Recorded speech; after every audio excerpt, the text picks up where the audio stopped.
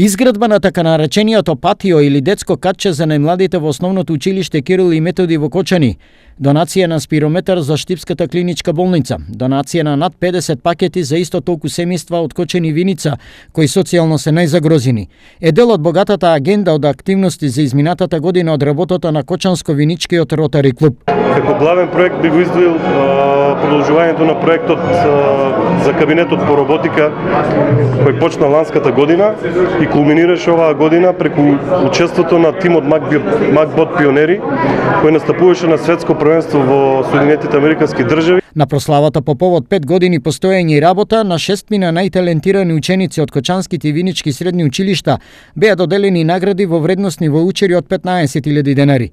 Членовите на Ротари клубот не го криеја задоволството од 5-годишната работа. Етаблирајќи се во општеството, промовираа низа вредности за поквалитетен живот на граѓаните од Кочанско-Виничкиот регион. Како доказ за тоа е и дека оваа година имаме и координатор на Сојузот на Ротари клубови на Македонија, тој е и асистент на гувернерот на дистриктот 1912, тоа сум јас, и тоа е исто едно одликување на нашиот клуб и една почест во ротаријанскиот живот. Во Кочанско-Виничкиот Ротари клуб членуваат над 30 видни имиња од тамошниот јавен живот. Во Македонија екзистираат и работат 20 ротари клубови.